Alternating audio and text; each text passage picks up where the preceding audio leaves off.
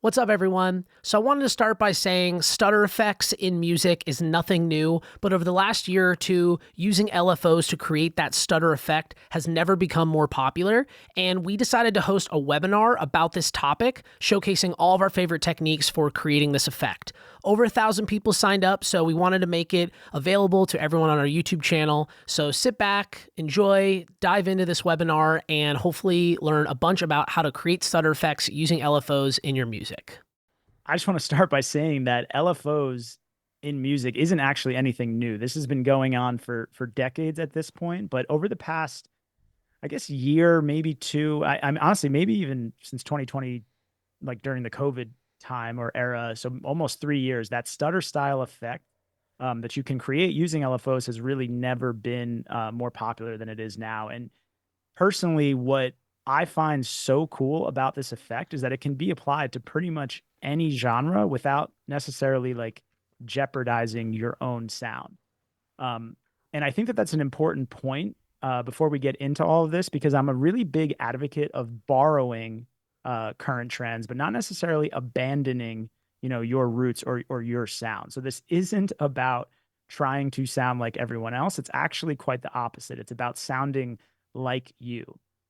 So what I'd be thinking, if I was watching this today, is how can I make my music more unique, like with the effects that we're going to be discussing, and how can I use these effects to try something new that might work with my sound.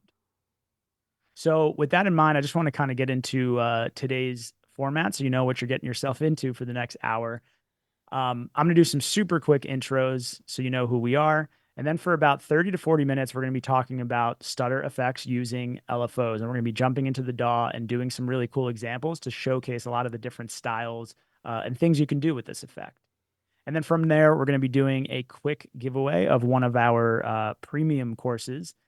And then finally, we're going to be doing about a half hour of just straight up Q&A, so we can ask, or answer any questions that you might have about, the topic that we'll be covering, and kind of dig further into maybe some of the things that you're struggling with. So super quick, a little bit about me. I've been producing for, I don't know, 15 plus years now. I've done a lot of, remixes for artists that are themselves quite big. So Beyonce, Tove Nick Jonas. These days I'm releasing original music pretty much strictly with Enhanced, which isn't written on here, but I've signed record deals in the past with Universal, Island, Sony, a bunch of other major labels. Worked with brands on like the sync side and scoring commercials and things like that for Samsung, Target, and Equinox. And my music has been streamed over 55 million times across the streaming platforms. And today you're going to hear a lot from Zach. He's basically our head producer at the Hyperbits Master Class, and Zach is one of the most talented music producers I've ever met. Pretty much knows more about Ableton than any one human should. But he's, also done a lot of really incredible things in the industry, official remixes for the Chainsmokers, Tove toured alongside Zed, which was pretty cool. Sometimes he pulls out his phone and I'm like, yo, what are you up to? And he's like, oh, I'm just texting Zed. He's done, some pretty incredible work with Science, his the duo production project that he has, over 75 million streams across Spotify, SoundCloud, and YouTube. And like I mentioned before, he's the lead instructor at Hyperbits. Also an aerospace engineering major in college. So really smart dude. And I think that's something worth noting, is that, and hopefully this doesn't come across as bragging, but we are both smart dudes and we could be doing almost anything in life. And we have chosen to dedicate our lives to music production because we love it that much. And this whole world has a true hook on us because it's pretty much the most fun thing we could be doing. And I consider music to be the ultimate form of expression. So really, really excited to get into this stuff today. So I think we should get into it right now. Zach, you ready to go? Yeah, let's do it. Thank you for the kind words there. That was really nice.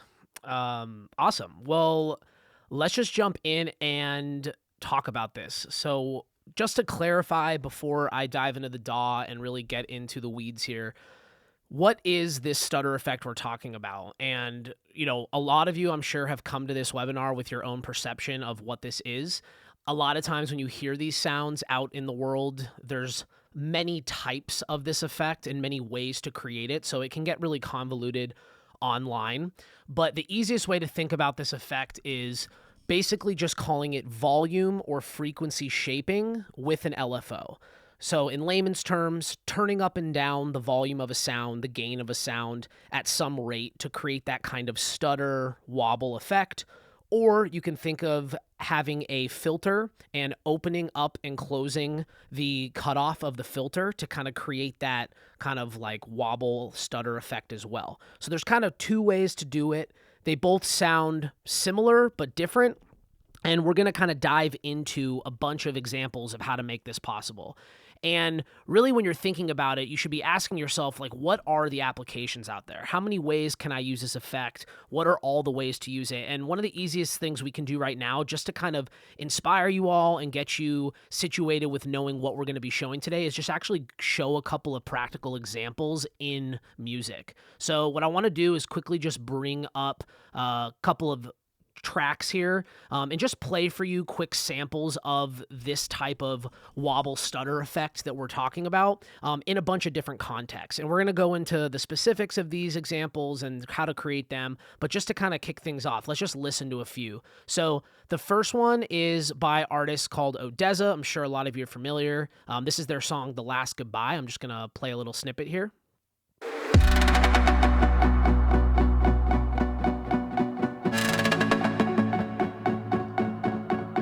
So you're hearing that kind of wobble chord sound that's fast and then slows down. Really cool sound.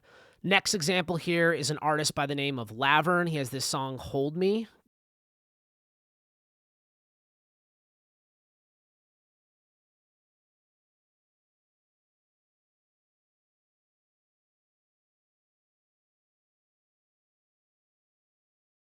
Stuttering effect, right? It's different from the last one, but kind of a similar vibe. And then lastly, we have an example by an artist by the name of Nima. It's a remix he did of Black Dress here.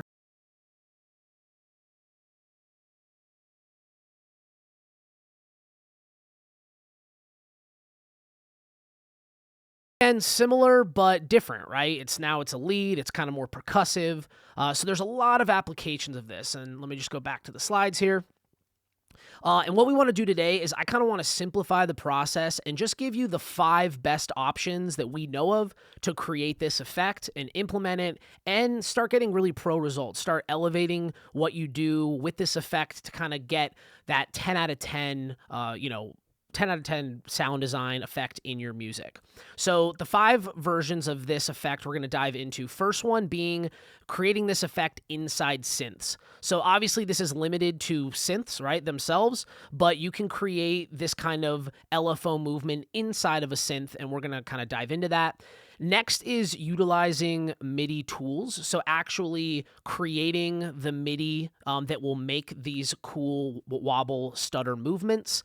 After that, volume shaping tools. So I personally like using LFO tool, but there's a million other ways you can do this with any sort of tool that automates volume up and down or allows you to shape sound. And along that line, a very similar technique, but still a little different, are gates and actually being able to use a gate to create that stutter effect. And lastly, we'll kind of dive into quickly a couple of ear candy ideas with just some like unique plugins that can kind of create this interesting LFO movement as well. And I just want to also mention, because we forgot to earlier, we are going to do a Q&A at the end. And if any of you have questions, feel free to start populating the Q&A feature of Zoom. But don't send your questions in the actual Zoom chat, just because they might get lost because there's hundreds of you commenting and saying stuff in there. So when it's a question, Q&A. Otherwise, you can just comment in the chat.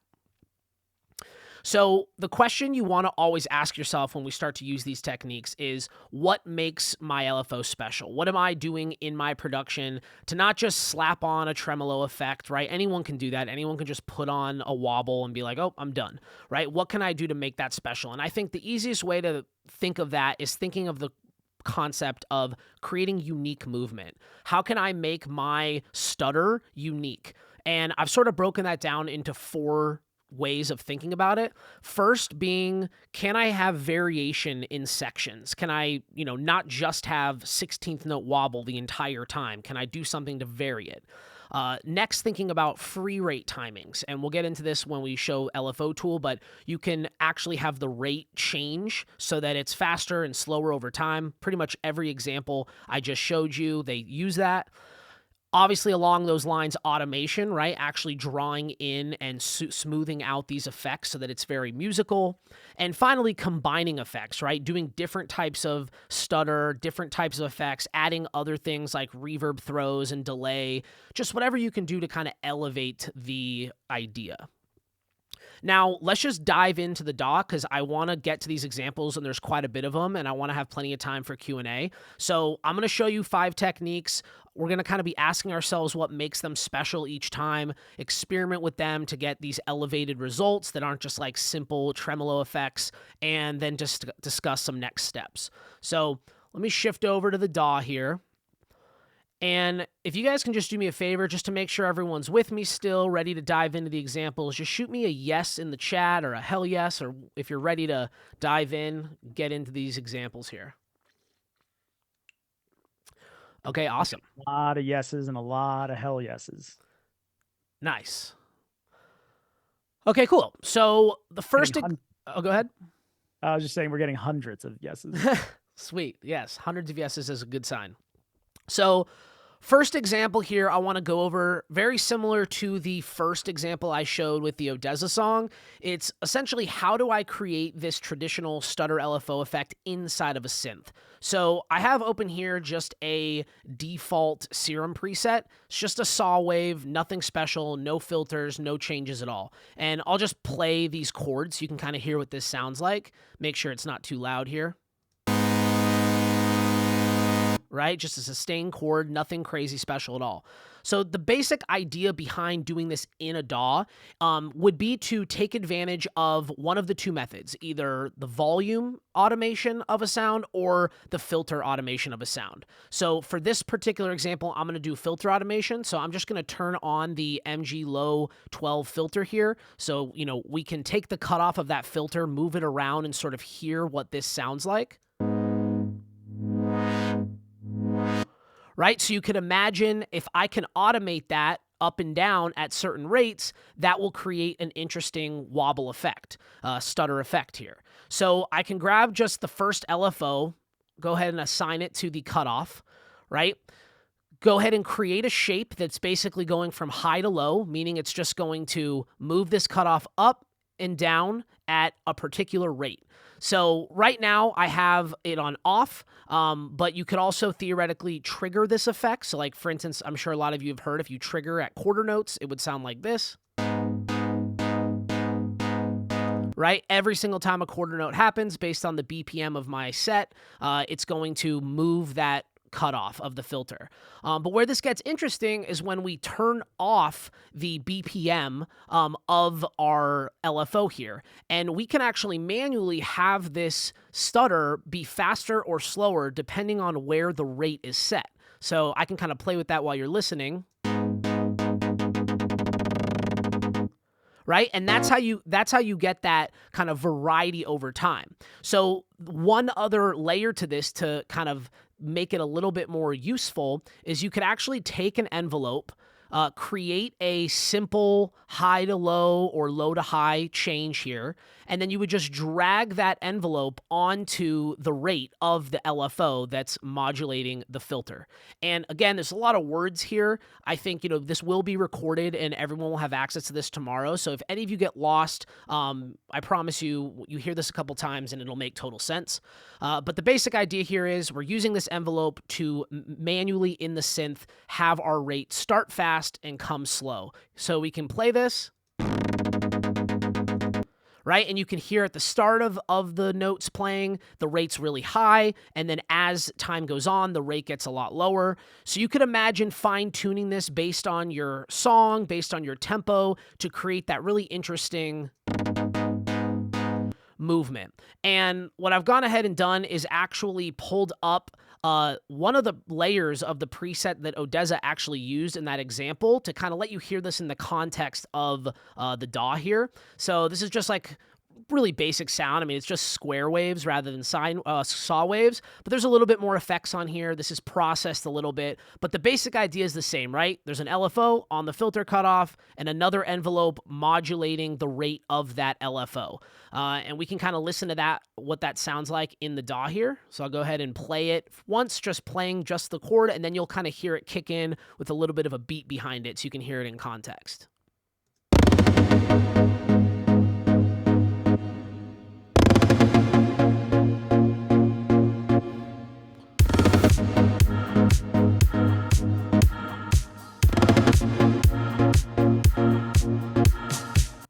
So that's a really great representation of how you can kind of create this effect in a synth.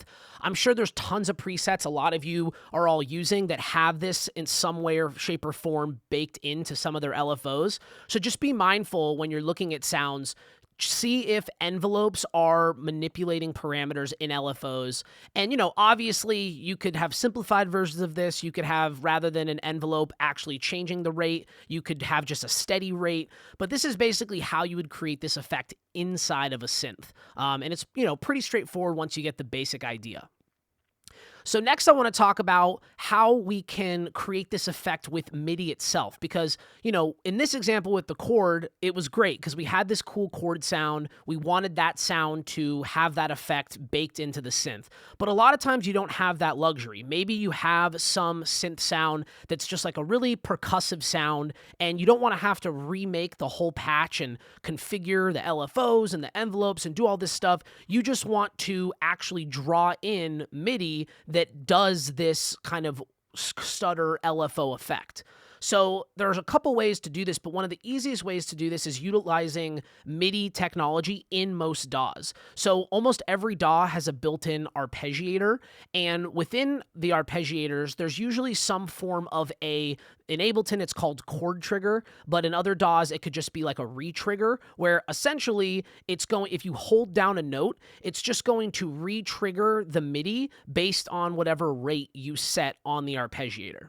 So this particular sound right here, if I just kind of play it on my keyboard, it's just a very simplistic kind of plucky sound, right? The actual ADSR of the sound is a quick attack. You get this kind of slappy effect. The filter is opening and closing, but it's just happening once, right? Whenever I play it, right? If I wanted to do this kind of effect in the synth, I would have to completely redesign how all of these envelopes and LFOs are working, and then I would be locked into automating all of these parameters to get the movement I want. So to create it with MIDI, I'm not sure, Sarah, did you hop on there for a sec? Yeah, sorry to interrupt your flow. We just got a few requests for slightly lower volume in relationship to your voice. So maybe either... Yeah, I'll just turn the master down. All good. Sorry to interrupt. No, you're all good. How is this relative? Check. Is that better for whoever was having the issue? I'm not in headphones, so I'm assuming it's the headphones people that are getting hit, but I think that should be better. Okay, cool. If it's still an issue, guys, just feel free to keep messaging in the chat, and Sarah will interrupt me again. I can bring it down to like -10 just to be safe here. Okay, cool. So back to this example. So what I've done here is I've actually just created a sustained A sharp and G sharp, just to, again, when you have this arpeggiator turned on, it's going to create movement based on whatever rate you set. So if I have 16th notes selected here and I just play this, it's basically re-triggering this synth as if I was playing it on my keyboard based on 16th notes. Right? You can hear me kind of change that. Right? So where this gets cool again is we can turn off sync and we can actually automate the rate to get that similar movement that we would get from baking in an LFO in a synth.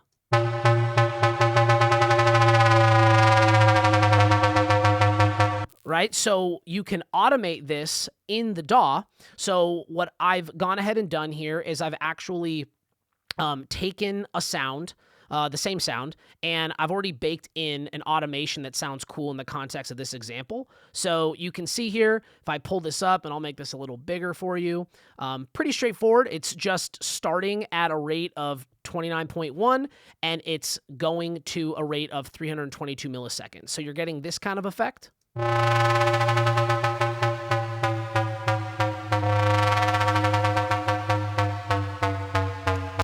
In this particular sound, you're also hearing a pitch bend going on, which is a cool additional technique that's making this interesting. So the sound is pitching down in these sections where the rate is not a free rate. And you can take this one step further by actually capturing this MIDI. So if I go to a MIDI channel, a blank one, and I select Serum 11 here, and I just record enable that track, and I press record in the DAW.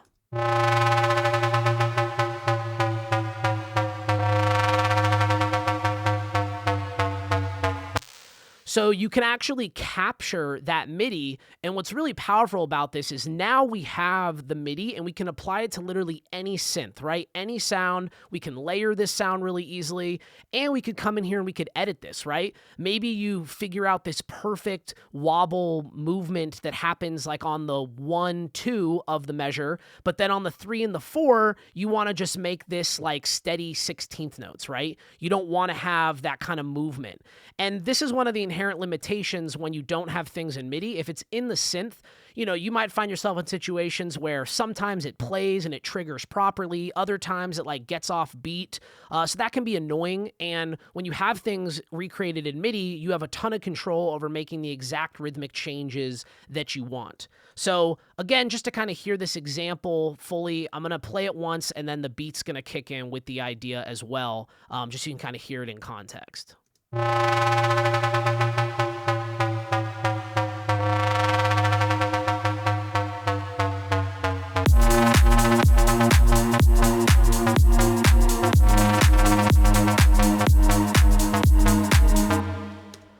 So that's kind of the second way to do that. Super powerful, especially being able to capture that MIDI.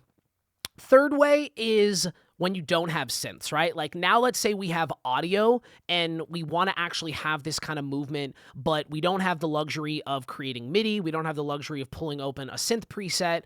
And this is probably a method that a lot more of you are familiar with because it's used all the time. The Lavern example I played at the beginning of the session, like that is using this effect on a vocal. And you hear this all the time on vocals. Artists like Fred again do this a lot. But the basic idea is utilizing a volume shaping tool. There's a ton out there to create rhythmic patterns, right? And moving the volume of any piece of audio or MIDI for that matter. You could also put this effect on a synth, right?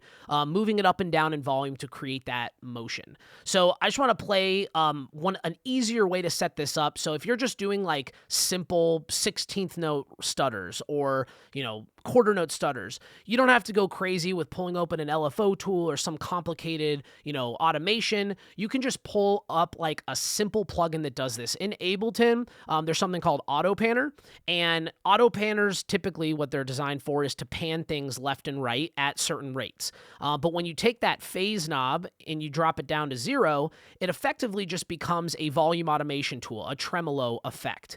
So in this example here, I just have a very simple 16th note tremolo effect going on this audio sample. Sounds like this.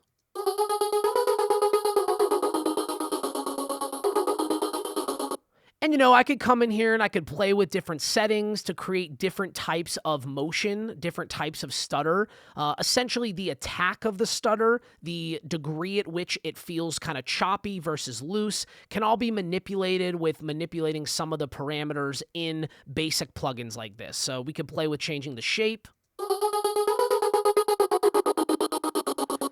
You can see a higher shape makes it more choppy, or a lower shape makes it a little smoother. I could even go from a triangle wave to a saw wave to a sine wave.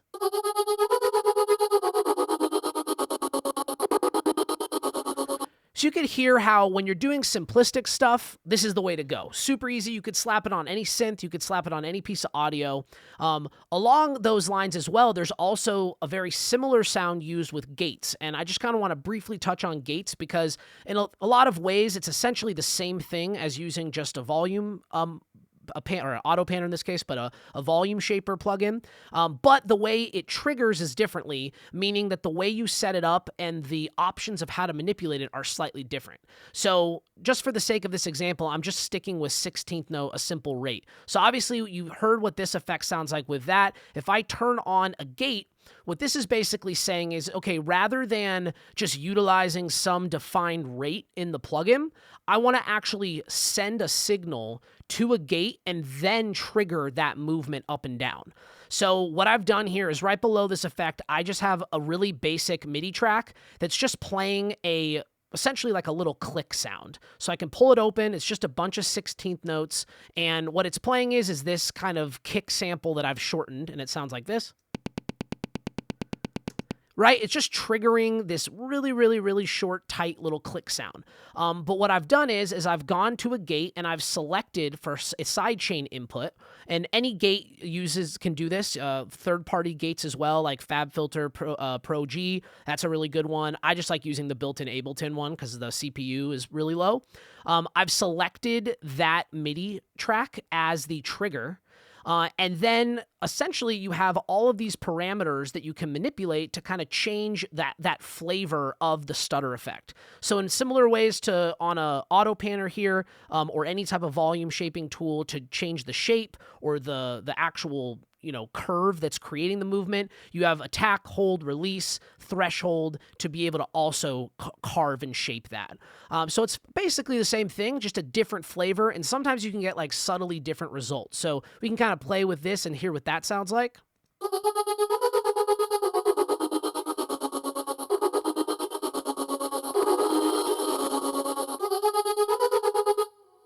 So you can hear when the threshold gets too high, it's not using the trigger that I'm sending it to engage the gate, so there is no sound.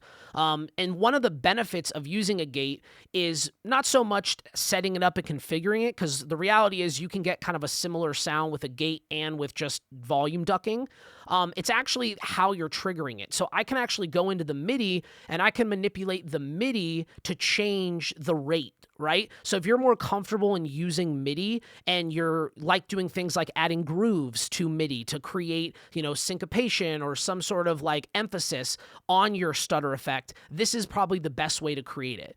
You're not going to be able to really easily create a groove and emphasize different particular notes when you're just doing an auto panner or a simple volume ducking, right? But with a gate, we can actually shift the notes left and right a little bit using a groove and kind of create that. So just as an example here, what I'll do is let me pull open a groove here. Let me go with like 16th note swing is probably a good one. And what I'll do is I'll go ahead and put this swing on the MIDI right here. So what we'll do is just to quickly let you hear it. So without the groove, and we listen to this effect.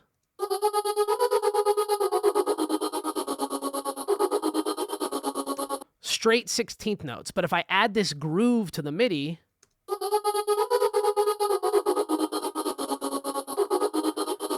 right? It's actually creating that swing that you can have really sit in the pocket, especially if you're making kind of dance music and you want that sort of vibier kind of swung feel. This would be really hard to do with just a volume shaping plugin. You would have to like get in there and customize it, move it off a certain amount from being directly triggering when it starts, and it can just get complicated. So a lot of times if I'm trying to do something like that, I would way rather use a gate and then manipulate the MIDI to do what I want instead of doing the audio.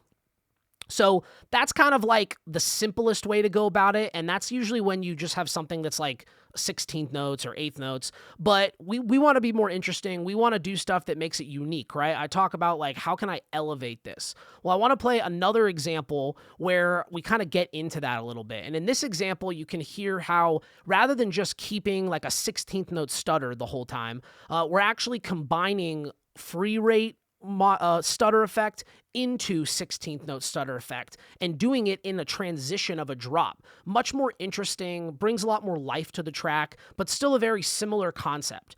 In this particular one, I'm actually using LFO tool to create this rather than doing it with just like the auto panner. And the reason that is, number one, I just like using LFO tool better because I can see it, I can bring it up here, it's big, and I actually like getting the ability to customize this because a lot of this effect, especially when you start to combine different movements, is about those fine-tuned moments to really make things perfect in all the transitionary points. So just kind of play this idea from kind of this little build into the drop so you can hear what I'm talking about.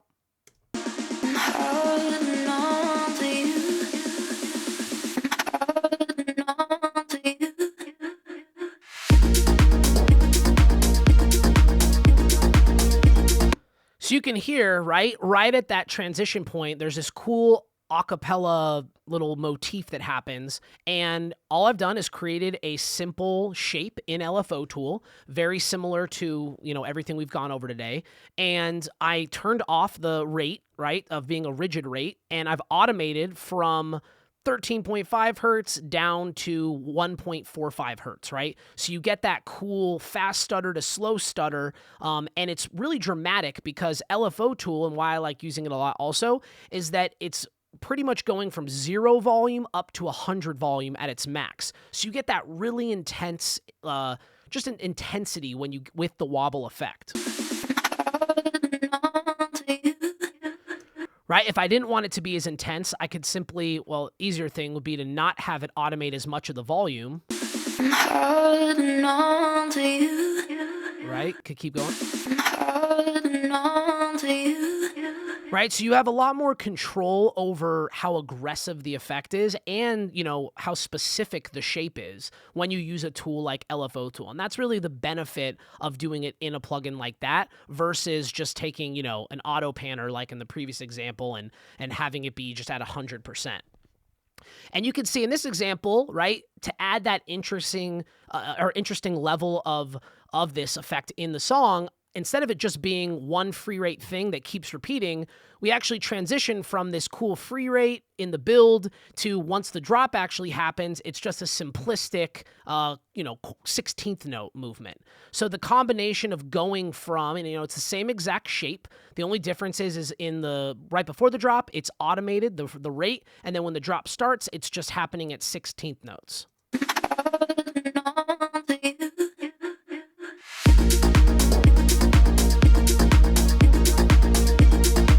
So you could imagine, doing so many combinations of different LFOs, turning them on, turning them off. There's so much you can do here to create that variation over time and really make it exciting. So that's the fourth way, and I just want to quickly jump into that fifth way so you can see before we move on. But before I do that real quick, I just want to make sure everyone's still with me, and if you could just give me like a yes in the chat if you're ready to look at this fifth method, that'd be awesome. Okay, sick. So the next method is ear candy plugins, and I consider LFO tool itself kind of an ear candy plugin because you can just do so much with it. We haven't even talked about, and we probably won't have time to, but there's also filters built into LFO tool, so you can actually do some really interesting stuff with some of these more ridiculous filters and, have those affected here as well. But that's for another time. One of our favorite plugins for kind of getting this cool ear candy effect of movement is Portal by Output. Portal's awesome. It's basically a granulator plugin that creates just these really interesting textures and movements. And there's amazing presets in this plugin. Like there's literally hundreds and hundreds of presets that you can dive through. One in particular that's really awesome is this one called Exponential Space. And typically what'll happen is you'll find all of these plugins that just have a ton of presets, a ton of time and dedication from sound designers have gone in, and they've created a bunch of interesting modulations, a bunch of interesting movement within these different plugins. So in this particular example, first I just want to play this kind of effect sound. It's just a transitionary effect with no effect on it at all.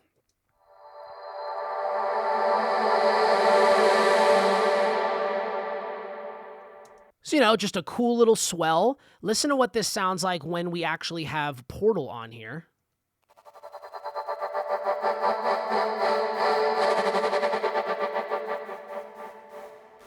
Right? Like, if I had to recreate that manually, it would take some time. And I actually did recreate that effect manually in an LFO tool. And, once you get fast at this, it isn't insane. It's not like, oh my God, it took me like 20 minutes, but it's a lot of work. And it takes time away from probably the more important thing when you're making a song and like picking good melodies and good sounds to begin with.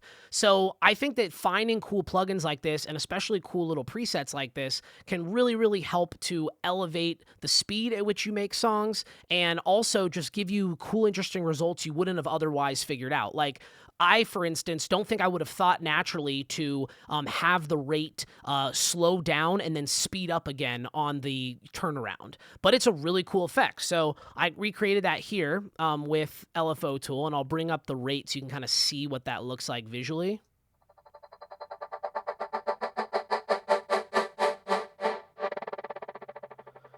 Right. And there's some differences, right? With this LFO tool, it's doing is volume automation. So is it tighter and more clean? Yeah, all it's doing is changing the volume up and down at this rate. But with the Portal plugin, there's all these other intricate details happening that aren't worth us spending a bunch of time going into, but there's basically different plugins within the plugin, right? Different effects, reverbs, delays, atmospheres, and this gets on that concept of stacking these things, right? So, having multiple effects automating in cool ways all at once is how you can really elevate your sound design and get it to that like really pro level. Because to me, like this sounds so much cooler than just doing it with an LFO tool.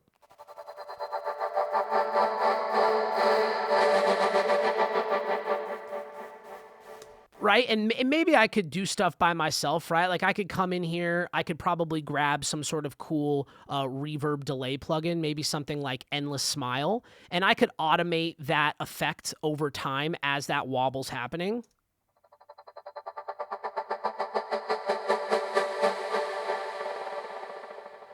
Right. And get kind of similar results. But how much more work was it for me to pull up two plugins, create a shape, automate a shape, go to another plugin, automate that? It's just a lot more work. And if you find these kind of ear candy plugins and these little presets that you know and love and you keep track of them, you can get really cool, fast results very, very easily.